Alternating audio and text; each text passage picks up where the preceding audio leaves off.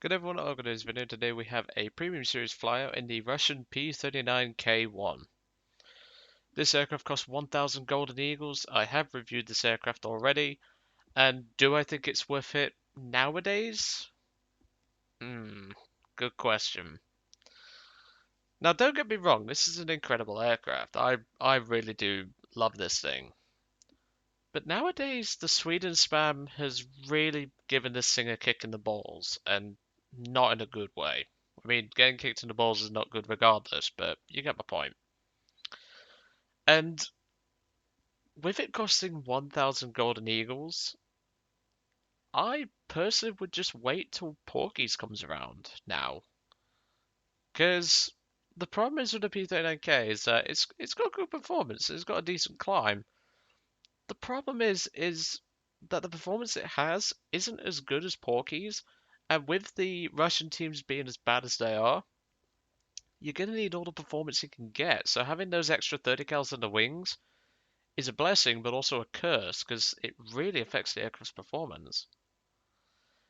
So on that basis, I'm actually going to say that the P-39K nowadays isn't all that hot. But to be fair, I got it before Sweden came out, and I absolutely adored it. Nowadays, it's just harder to make this thing work, but hopefully we should be able to regardless. Now, if you get it on a discount, it will certainly be worth your money. I just think if you wait till, I think it's March 30th, like March 20th or something like that. I can't remember the date, but just wait till Porky's comes around. It's about 300 GE more than this thing, and it's just so much better in performance. You lose your guns for it, like you lose the 30 cals in the wings, but you get such better performance. Regardless, we're going to try and make this aircraft work. It's always been one that I've enjoyed. I mean, it's a P-39. I love my Cobras. And I guess you could say me and these planes have good history. There's your one snake joke and your one dad joke. So there you go. I just have to do it because Harry doesn't like them. And I'm sure a lot of people will be face palming right now. So there you go. So let's get into it.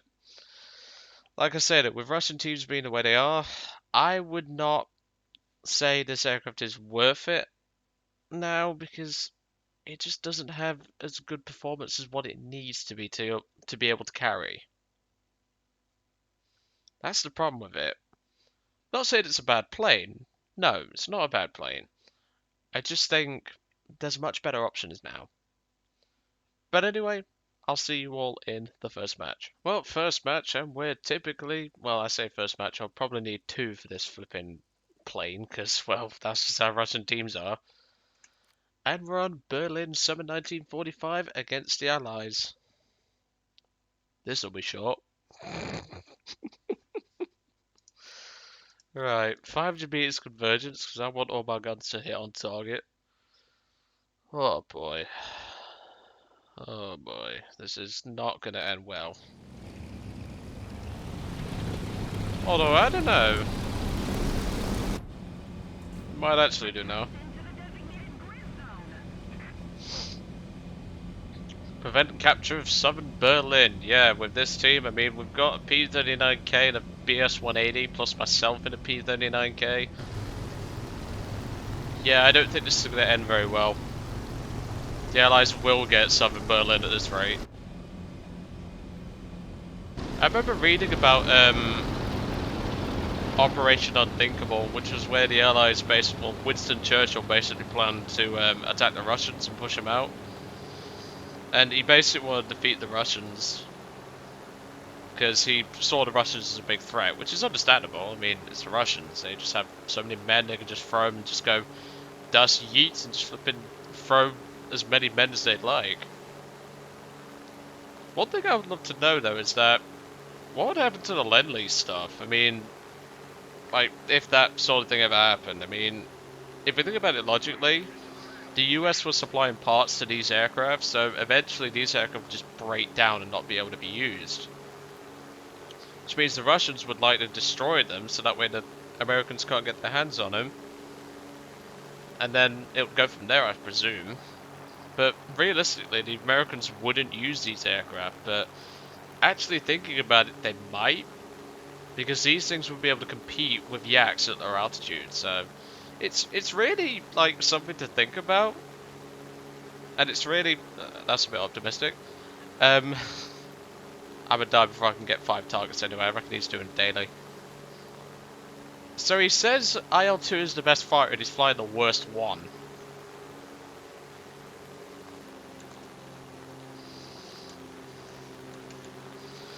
Okay, looks like Sweden is not really bringing what I would consider a huge threat for the moment. But,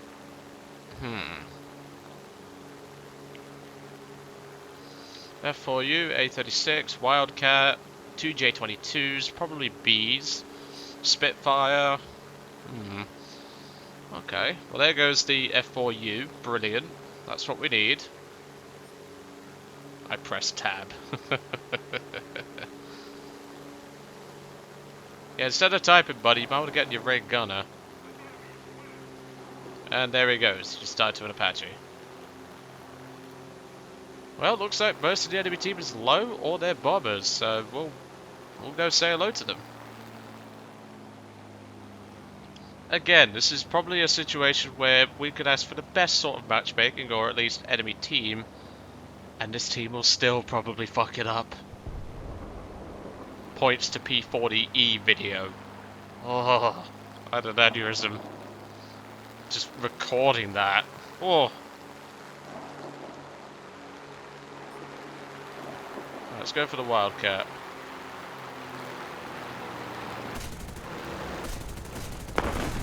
There we go. Lockup's a little bit real on this thing, especially when you get it at the higher speed. Nope. Nope. I do not want to head on with that. No thank you. Looks like we've got another plane coming in from high altitude, so we need to deal with this quickly. There we go. Nice fire. And a kill. Lovely jubbly. What are you doing there, mister? I see you up my arse. Ah, shit. US key 61. Crit. I don't know what we're crit, but I'm just going to get out of the way. US key 61's coming in. Looks like we've got the engine on it. I'm going to use the team as a bit of cover so I can turn around for the key 61 and get shots on it. Well, potentially get shots on it. Kill assist on the Spitfire. Key 61's trying to extend. Which, to be fair, he might be able to. That's a nice plane, but against a swarm of Russians? I mean, look at all this. Yeah, it's not happening. B-18 coming in from behind, Key 61 extending, and a B-18 going away. Those are the last 3. Team's actually done pretty well. I've got to give them credit. Even the IL-2s have pulled their weight. I'm going to start reclimbing, because the higher we go, the more chance we might have of actually manoeuvring and not hitting the fucking tree. Looks like the Q-61's running towards his runway, or at least trying to run until people break off to engage him. Well, the lesser people engage him, shall I say. Nope. I don't care what kind of guns you've got. I am not taking a head on. Ah, that was close. Nearly had him there. And he just did a day Taurus, so thank you very much. That's kill number 3. Some of the pilots you meet in War Thunder, like, why would he try to do a split S at that altitude?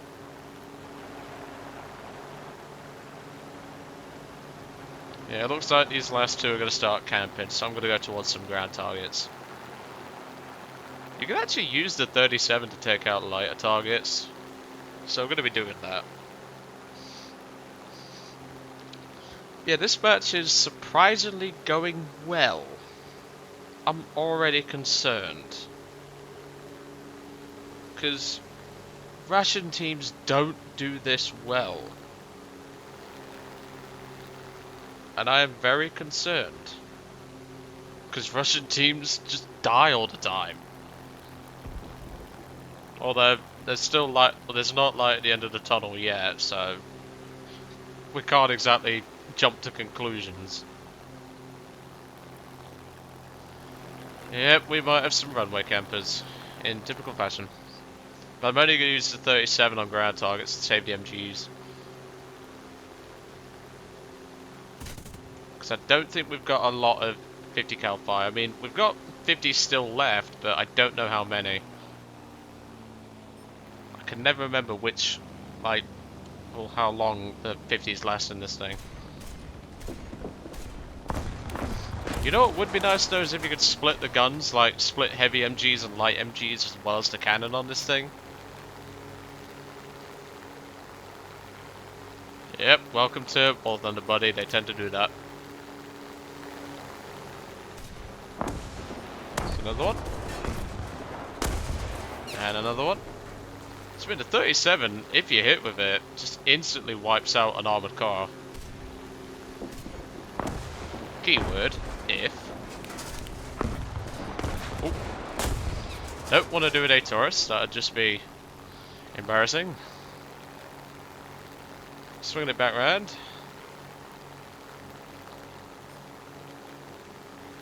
Yeah, before anyone asks, I haven't actually split the guns on this plane. I kept them joined for this battle. But essentially I'm using the 2 key to fire the 37. That's why I let off the web, because obviously I can't use my middle finger to web and operate the cannon at the same time.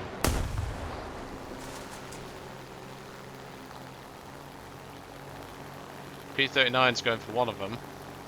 I personally wouldn't, because, well, it's AAA and it's a P-39. It's not going to stand up to much hope.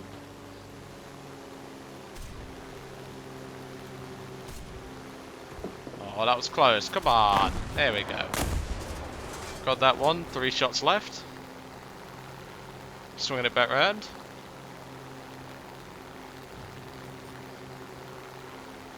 Yeah, don't worry. I will be doing another video on Porkies in the Premium series. So anyone who wants to see Porkies in action again can do so. Yeah, they're just going to camp. I'm not going to waste my time with these guys. I think at this point I'm just going to farm up what I can and head up back to base, because these guys are clearly going to take the piss. Because obviously we've still got the Hurricane and the Porkies left to do. But at the Porkies I wouldn't be doing what I'm doing right now. There's a reason for that. You don't get a lot of ammo in Porkies. There goes one, so that's always a positive. But yeah, if you compare the performance of this thing to a Porkies, Porkies blows this thing out the park. I mean, right now I would be doing 400 mph in Porkies on the deck. This thing just can't do it because of the drag. I mean, the nose damage doesn't really help it, but even so. Okay, well, since we're going to be going back to base anyway, we might as well join the guns.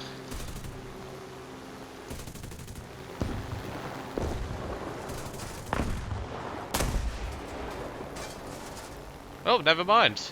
The last B-18 got killed. Sweet. We'll swing it back round for another pass, and then well, the match should be over by then.